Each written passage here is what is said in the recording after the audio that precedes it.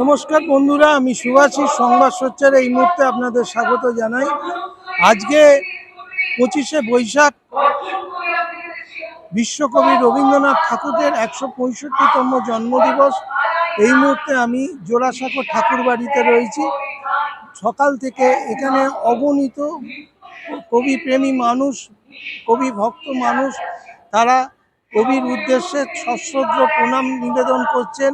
তার প্রতিকৃতিতে মাল্যদান সহ বিভিন্ন গান সাংস্কৃতিক অনুষ্ঠানের মধ্যে দিয়ে তার রবীন্দ্র ভাবনার মধ্যে দিয়ে তাকে স্মরণ করছেন। জোড়াসাঁকো ঠাকুরবাড়ির চতুর্দিকে যেন আজকে পুরো পরিবেশটা রাবীন্দ্রিক হয়ে গেছে।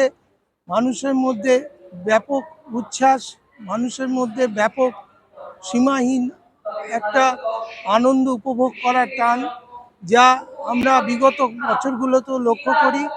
জোড়াসাঁকো ঠাকুরবাড়িতে সকাল থেকেই তাই অগণিত দলে দলে মানুষ আসছেন কবিকে প্রণাম জানাতে, কবিকে স্মরণ করতে, এবং কবির সেই রবীন্দ্রসঙ্গীত সকাল থেকে বাজছে এবং তার রচিত বিভিন্ন কাব্য, বিভিন্ন কবিতা পঠন চলছে। তো আজকে এটা প্রমাণ করে বাঙালির কাছে আজও রবীন্দ্রনাথ ঠাকুর কতটা জনপ্রিয়, রবীন্দ্রনাথ ঠাকুর কতটা একাত্ম। সাম্প্রদায়িক সম্প্রীতি রক্ষার জন্য আজকে কবি রবীন্দ্রনাথ ঠাকুরকে সবচেয়ে বেশি স্মরণ করার প্রয়োজন আছে।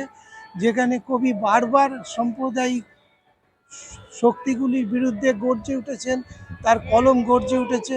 আজকে তাই এই কবি জন্মদিবসে সাধারণ মানুষের আজকে এই উদ্বেল, মানুষের এই উদ্বেল ভাবনা আজকে তাই আমাদের সবার কাছে একটা সুখের খবর, একটা আনন্দের খবর।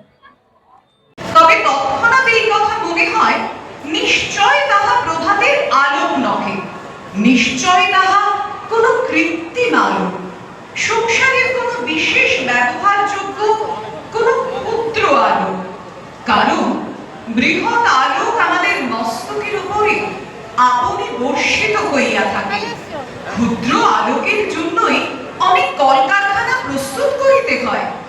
যেমন এই আলোক তেমনি ধর্ম, তাহাও এইরূপ অজস্র, তাহা এইরূপ সরল, তাহা ঈশ্বরের আপনাকে দান, তাহা নিত্য, তাহা ভূমা, তাহা আমাদিগকে বেষ্টন করিয়া, আমাদের অন্তর বাহিরকে ওতপ্রোত করিয়া স্তব্ধ হইয়া রহিয়াছে।